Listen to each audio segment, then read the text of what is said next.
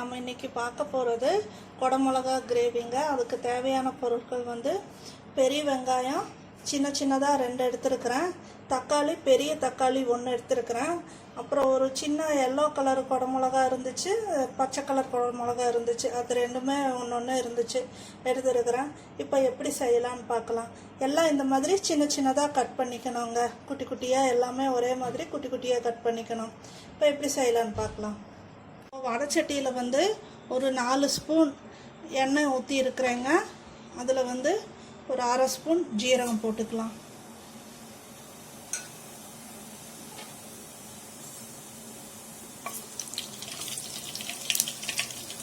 அப்புறமா இந்த வெங்காயம் கட் பண்ணி வச்சுருக்கிறோம் இல்லைங்களா, அது போட்டுக்கலாம்.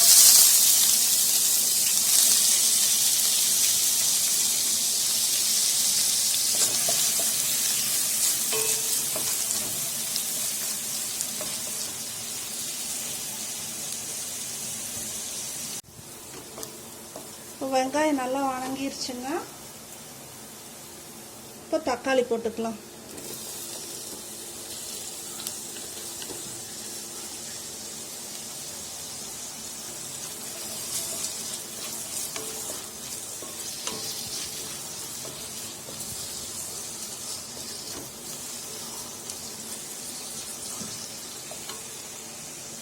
அப்புறமா இந்த குடமிளகாவும் ஒட்டுக்கா போட்டுக்கலாங்க. போட்டு இது நல்லா வேகணுங்க.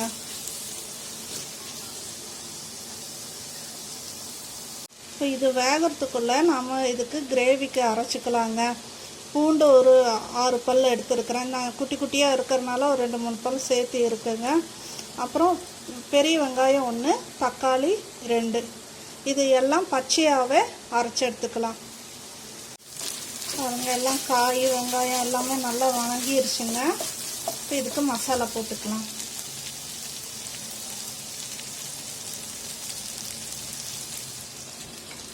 ஒரு 2 ஸ்பூன் கொத்தமல்லி தூளுங்க. காரத்துக்கு மிளகாத்தூள் 1 ஸ்பூன், மஞ்சத்தூள், அப்புறம் ஜீரகத்தூள் 1 ஸ்பூன், 1/2 ஸ்பூன் கரம் மசாலா, உப்பு, இதெல்லாம் இப்போ போட்டுக்கலாங்க.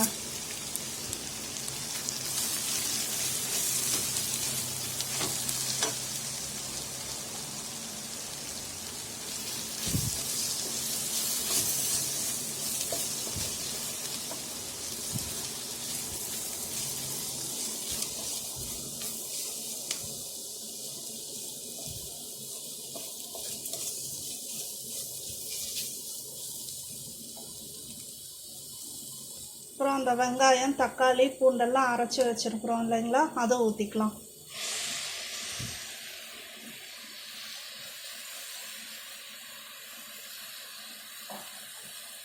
கொஞ்சம் தண்ணி ஊற்றிக்கோங்க. கிரேவிக்கு தகுந்த மாதிரி தண்ணி ஊற்றிக்கோங்க.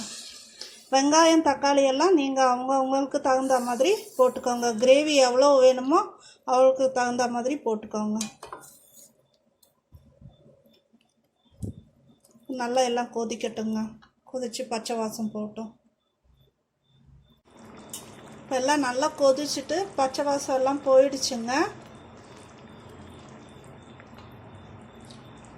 இதில் கொத்தமல்லி தழை போட்டுக்கலாம்.